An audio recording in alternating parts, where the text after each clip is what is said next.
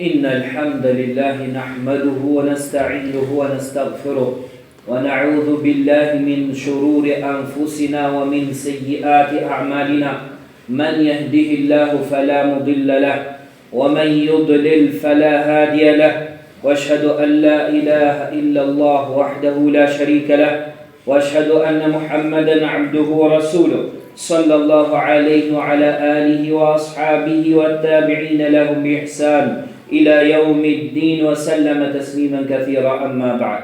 Të gjitha lavdërimet I takojnë Allahut subhanahu wa ta'ala. Atë lavdërojmë, ndihmë dhe falje vetëm prej Tij kërkojmë. I kërkojmë mbrojtje Allahut nga keqja vetëve tona dhe punëve tona. Atë që udhëzon Allahu nuk ka kusht ta humbë, ndërsa atë që I çojë në humbje nuk ka kusht ta udhëzojë.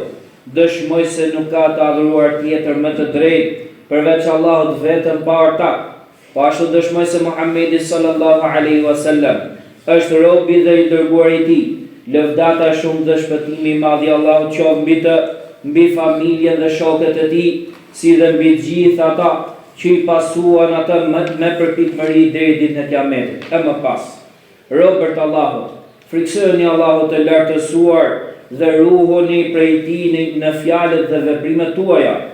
Dijeni se njerëzit më të mirë janë ata që përkujtojnë më shumë vdekjen dhe përgatiten më mirë për atë që vjen pas saj. Dhe ndër gjërat më të mira me të cilat njeriu përgatitet për botën tjetër është shfrytëzimi I kohëve të mira dhe të begata. E prej tyre janë 10 netët e fundit të Ramazanit. Netët e tyre janë netët më të mira të vitit dhe në to gjendet një natë që është më mirë se 1000 muaj. Adhurimi në këtë natë është më mirë se adhurimi për 1000 muaj në netët e tjera. Prandaj është drejt për besimtarin që të mos I shpërdorej këtë net dhe të mos I hap derën shejtanit që t'ja ulë rëndësinë atyre. Ato janë net madhështore dhe shumë të vlefshme.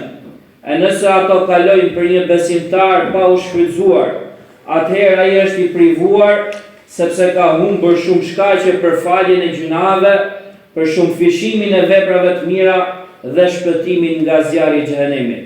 Madje për më tepër mund të ndodhë që atij t'i vi vdekja dhe të mos I arrijë më këto net të vitit, pra në vitin e ardhshëm. Ndaj nëse dikush ka qenë neglizhent në ditët e kaluara të Ramazanit ose ka bërë gjunahe, nuk I lejohet që të dëshpërohet nga mëshira e Allahut dhe nuk duhet të thotë me qenë se unë kam neglizhuar pjesën më të madhe të muajit, atëherë nuk do të përfitoj gjë nga ajo pjesë që ka mbetur. Sepse ky është dëshpërimi që Allahu I lartësuar e ka ndaluar. Ndaj Allahu I patmetë dhe I madhëruar thotë: "Kul ya ibadi alladhina asrafu ala anfusihim la taqnatu min rahmatillah inna Allaha yaghfiru dhunuba jami'a innahu huwal ghafurur rahim." Thuaj o robërit e mi që keni të tepruar ndaj vetes suaj, mos e humbisni shpresën nga mëshira e Allahut. Vërtet Allahu I fal gjunahet, vërtet Allahu I fal të gjitha gjunahet, ai është falësi I madh dhe mëshiruesi. Pra ky ajet mbetet në fuqi për sa kohë që një njeriu është gjallë, përderisa shpirti nuk I ka arritur në fyt dhe përderisa dielli nuk ka lindur nga perëndimi.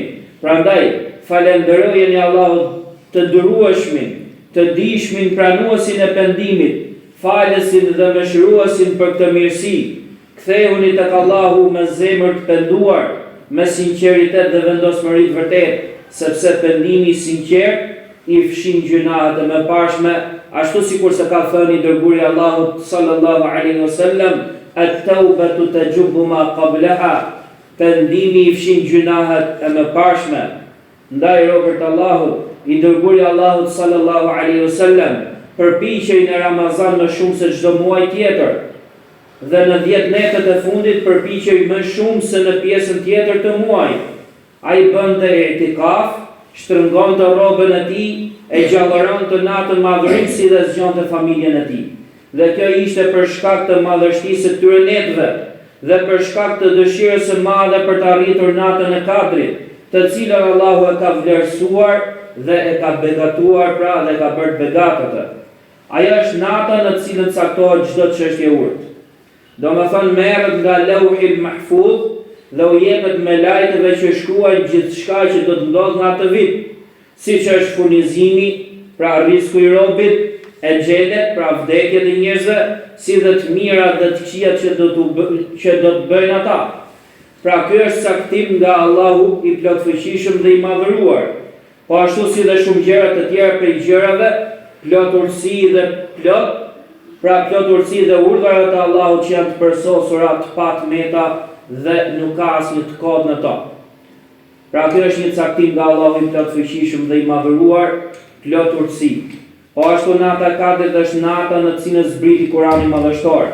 Në këtë natë me lajket që zbresin në tokë janë më të shumë se buralecët.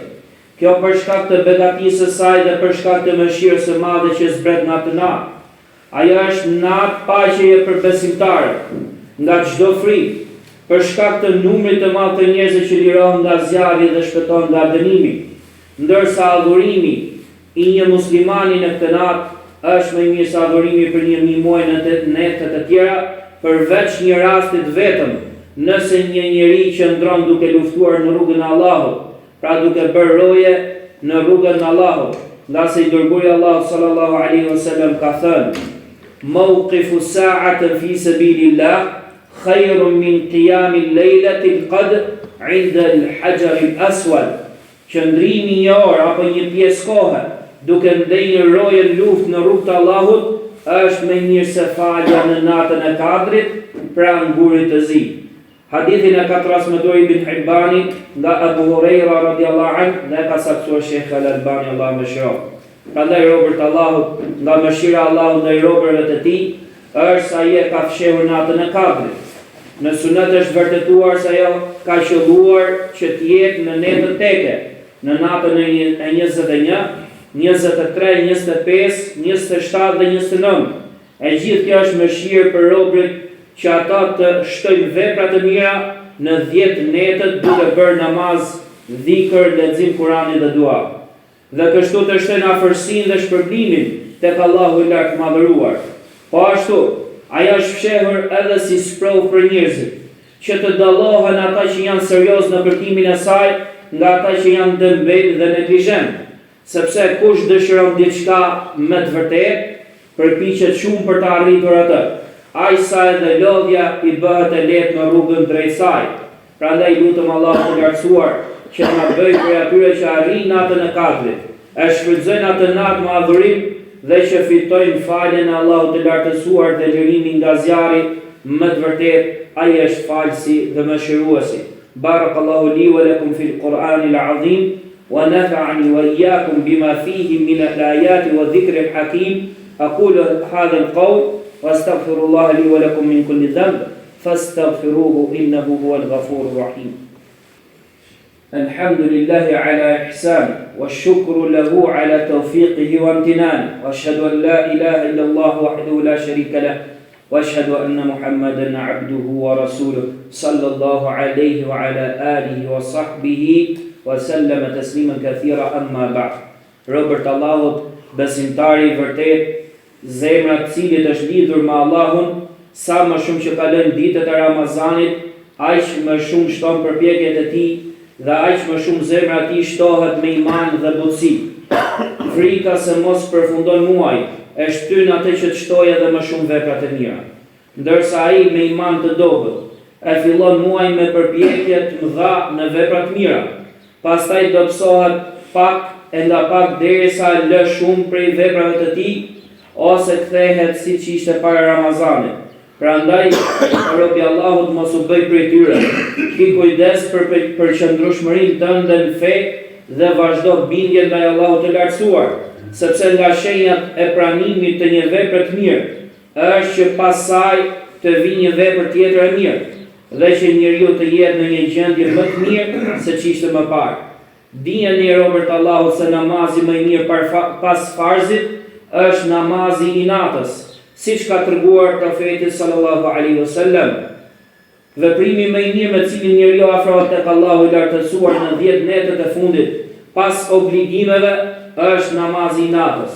Dhe koha e tij është pas namazit yatsis, Dhe çdo namaz pas jacis konsiderohet nga qiyami natës, pra prej namazit natës. Po ashtu koha më e mirë është 1/3 e fundit natës, sepse ajo është koha e zbritjes së Allahut të lartësuar në qiellin e dunjas, koha kur pranohen lutjet. Ndaj profetit sallallahu alaihi wasallam ka thënë: "Yanzilu Rabbuna tabaraka wa ta'ala kulla layla hina yabqa thuluthu al-layl al-akhir fayaqul man yad'uni fa astajibu lahu man yas'aluni fa a'tiyah wa man yastaghfiruni fa aghfiru lahu." Zoti i madhëruar dhe i lartësuar zbret çdo natë kur mbetet 1/3 e fundit të natës dhe thot: kush më lutet që t'i përgjigjem, kush më kërkon që t'i jap dhe kush kërkon falje që ta fal. Po ashtu profeti sallallahu alaihi wasallam ka thënë: "Aleikum bi qiyamil layl fa innahu da'bu as-salihin qablakum wa qurbatun ila rabbikum wa mukaffiratun lis-sayyi'at wa manhatun 'anil ithm." Përmbajeni fort namazit natës, sepse ai është zakoni i njerëzve të mirë para jush, është afrim tek Zoti juaj, shlyerja e gjunaheve dhe pengesë nga gjunahet. Prandaj kujdesuni, Allahu ju mëshiroft për namazin e natës në këto net dhe bëjeni atë sebeb që të vazhdoni me namazin e natës edhe pas Ramazanit. Përpiquni shumë duke bërë lutje për veten tuaj, për vëllezërit tuaj musliman, si dhe lutuni që Allahu i lartësuar ta ndihmojë Islamin dhe muslimanët dhe ta largojë të keqen prej tyre. I lutëm Allahu të lartësuar që ta pranoj për ne agjërimin dhe namazin e natës, si dhe të na jap sukses në atë që ka mbetur nga këto net dhe ditë të këtij muaji të begat. I lutëm Allahu të lartësuar që të na bëjë për atyre që garojnë vepra të mira, që ndalojnë nga të këqijat dhe që janë të sigurt në dhomat e larta të xhenetit me ata që ai ka begatuar dhe i ka ruajtur nga të këqijat. Ibadallah, inna Allaha ya'muru bil 'adli wal ihsan wa ita'i dhil qurba wa yanha 'anil fahsha'i wal munkar wal baghi ya'idhukum la'allakum tadhakkarun. Fadhkurullaha al-'azim yadhkurkum washkuruhu 'ala ni'amihi yazidkum wa la dhikrullahi akbar wallahu ya'lamu ma tasna'un.